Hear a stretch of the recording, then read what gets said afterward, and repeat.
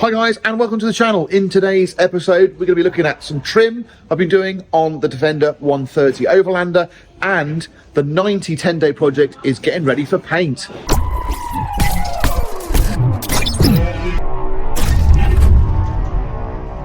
So the first thing we're going to look at today is trimming our door cards on the inside of the side doors, and if that goes well, I'll actually do the bulkhead as well. And I just thought I'd show you what we've used to trim it in detail. This is the material, and it's actually a foam backed material, so it's a little bit soft and it's got dimples in it, but it's like a faux leather. It is really nice, and I thought it was going to look a little bit too blingy, but actually it's come out really nicely. So check out this quick time lapse of how I did the doors.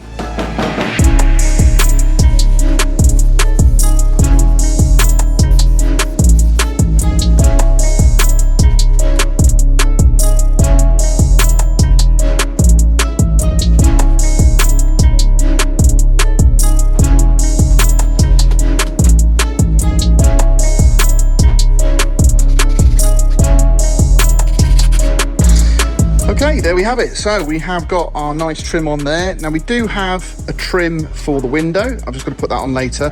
I'm just going to do a little surround now, the spacer block for the latch.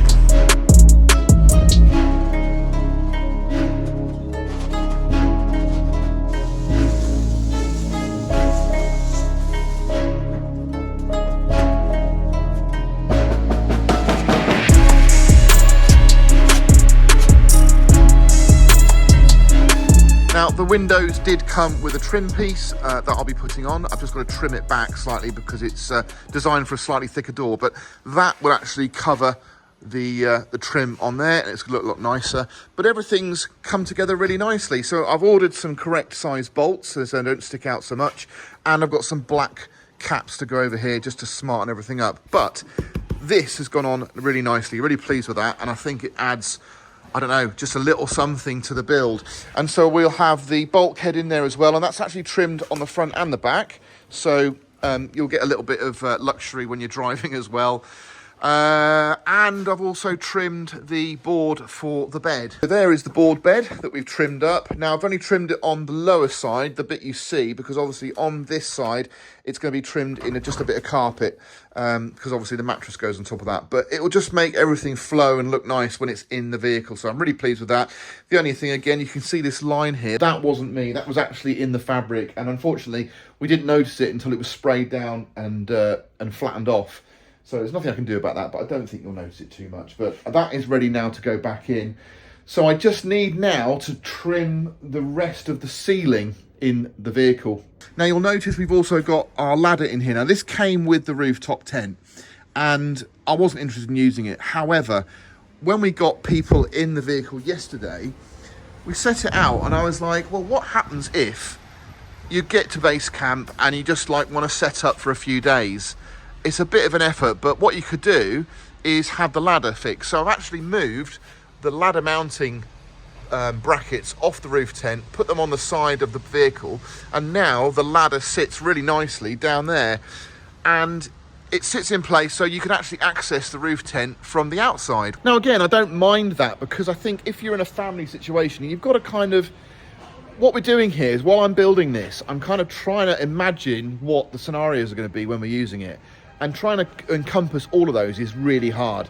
So we will get to use it, and I'm sure there'll be some changes made, but trying to make it a little bit future-proof. So with that ladder deployed there, say you're in a family situation, you've got younger kids and you want to put them into bed, or maybe you've got older kids, you know, sort of like in their early teens, or sort of like 12, 11, and they're a little bit independent. You don't have to disturb the interior layout. So if you're having tea and dinner and, you know, you're sitting around watching films and stuff, if they want to jump up and go to bed or have their own space, the ladder, it gives them that perfect access, so they can just go up there and enjoy themselves. So it gives them a separate space, and you know what kids are like, they love tree houses and ladders and being up high. So as long as they're old enough to be responsible enough and not fall out, I think that's a nice touch. So we will be carrying that ladder with us. So it is turning into quite a versatile vehicle, because not only is it really expedition ready, but it's also family holiday ready, which is brilliant, because that's obviously what I'm going to be using it for first. So we have talked a little bit about mounting our containers on the back, whether they be water or diesel yet, I'm not sure. And I really like these, I really like the way they go on, but they're a bit of a bugger to fit, if I'm honest, because there's no real easy way of lining them up. Now, because the mounting points are hidden behind this when it's in place, you can't really mark them. So I think the only way I can do it is possibly offer it up and then draw or spray paint something in there to show where I'm going to be.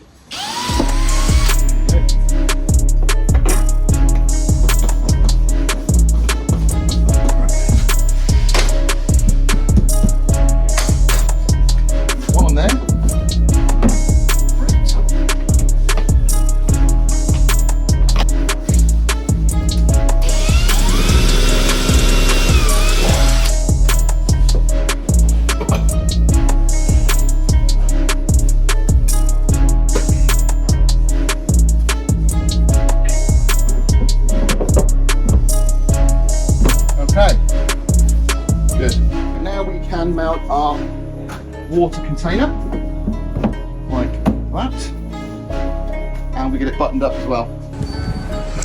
Well, there you go. So we've got both of those containers mounted. As I said before, I'll just show you how I've done it on the inside to give you an idea of what bracing is going to be required, but I think they look really nice. They're designed really for a Defender with just the aluminium bodywork, so all the fixings would fit perfectly, the coach bolts and everything, but we've obviously had to change things up a little bit. So to keep them secure, obviously you get these lockable ends, and you can see you can just keep spinning it and it doesn't go tighter or looser because it's got this key on here. So when we want to remove it, we have to put it into the unlock position, then you can just unscrew it. Same on this one, so you've got a lock on that one, and I think, once we've decided what we're going to have in them, I'll relabel them, because obviously having gasoline on here is a little bit worrying, and customs, or when you're going to other countries, they are going to stress about that. So if we've got diesel in there, we'll have a diesel sticker at the top. If that's going to be water, we'll have water. So I think the nice thing about these is they're modular, they can be moved around. I've got the thinner one of these, which would match this on the inside, but it's just a really nice clearance at the moment for the ladder and everything. So this bigger one will sit here for now. I've got lots of opportunity to mount other stuff on the back here, whether we want a ladder or something, or a shovel. But I'm going to now sort of concentrate a little bit more on the front of the vehicle, on that rooftop, on the cab roof rack, and see what we can do there and maximise space. Now, I've spent a lot of time trying to find a basket to go on top of our cab, and I just haven't been able to find what I want anywhere. So we sell these roof bars, and I thought it's probably easier for me to get those in place, and I can actually fabricate our own tray or basket, or I can get some rhino board and make something up. I think that's probably a better idea for us. So we've got this ARB base rack, which is a beautiful bit of kit, and the nice thing I like about this is it's so modular. You've got all these attachments, you can clamp different things onto it. So it's a great base, and also it is the right size for us to lay our solar panel onto if we want to. It also overhangs the windscreen a little bit, so I can create like a little cover, so I'll have a sunshade. It's got a lot of positives going for it. The only thing is, it's not built to be fitted to the roof bars that we've got on there, so I'm gonna have to drill some holes in it. So we've got nice holes in the roof bars, so I'm going to try and leave those as they are because they're all powder coated nicely. This is aluminium, so it won't rust. So I've just marked the points here, and I'm going to go through and just bolt it straight on basically. There we go. So that is an ARB base rack. Now that is the smallest one they do, which is about 1250 by 1250. I'll put the exact measurements on the screen now. Now we had it orientated in two different ways. We did have the slats going forwards, which would have been quite good for wind resistance, and it would have maximised the load bearing on both the cross bars over the cab. But it's longer that way, so it sticks out further. And I wanted it to be slightly, well, as small as possible, really. I don't mind the overhang because I can probably just put something on here that's going to act as almost like a truck eyebrow cap, if you like. And it's going to have a lot of luggage on it. So I think whatever way you have it, it's still going to make some noise. But we have just hugely increased our load space. I'm going to explore some of the kits that they do for mounting stuff on here. So I'm going to look at the sand ladder fixing kit and the jerry can fixing kit. along with a couple of others as well. So watch this space. We're going to try out a number of different things and see what works. But primarily my idea for that was to have dry bags, soft, lightweight dry bags on the top, so they're not putting too much weight on the front of the vehicle. It's just bulky stuff that can go up there, really. Maybe a couple of hard boxes as well. Well, that is a whole load of jobs done on the 130 Overlander. Really pleased how that's coming along. And this thing is getting so close for a little trip out. I can't wait. But let's nip over now to the body shop and see how they're getting on with our 10-day rebuild Land Rover Defender 90. Well, folks, I've only been away for a couple of days and I've come back in today, and the guys have had the chance to buzz the whole truck down. So it's had all the repairs done. I'm going to go over those now and just show you what they've done. It's been primed in those areas, but it's going to be rubbed down a bit more, treated, and then actually it's going to go into paint hopefully this week. So the plan is get it painted. We were going to get it MOT first, but because the guys have got a slot in the paint booth, they thought, well, we'll just get it done. Which is fine. It even makes a big difference. It'll look great for the channel. So we're going to get this painted this week, and then next week we'll be bringing it over to my unit where I'll be putting all the finishing trim on there, getting the interior done. We've got bench seats, new steering wheel. We've got all the lights to put on again, and we've got the wheel arches to go on, the front trim and a bumper, the whole lot.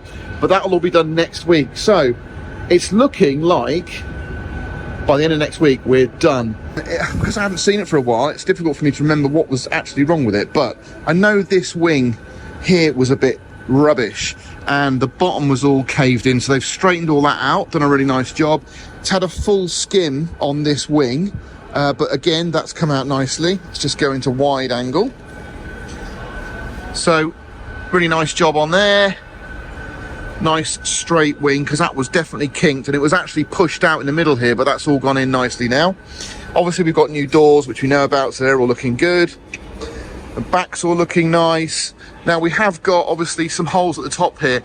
The bigger holes we're actually going to fill with some nice bolts, some stainless bolts after paint, because you can't really fill these. They're going to pop out, they're going to crack. Everything will be blanked off. We'll make it look really nice. I have got a hinge I need to go and get for the top.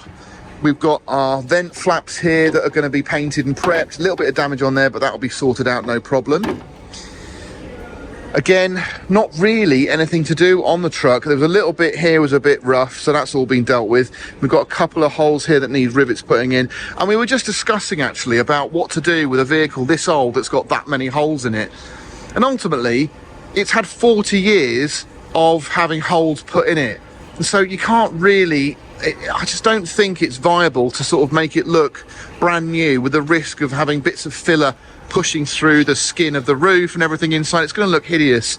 So what we're going to do is any holes like this one here that we don't know what they're for, that's probably a bit of checker plate to be fair, or a side step or something, but that's just going to have rivets put in it, and that's just the way it's going to have to go, because it's an old truck, it's a budget build, but it will look neat and tidy and it'll be solid, and you won't have to worry, whoever owns this in the future won't have to worry about bits of filler dropping out or whatever.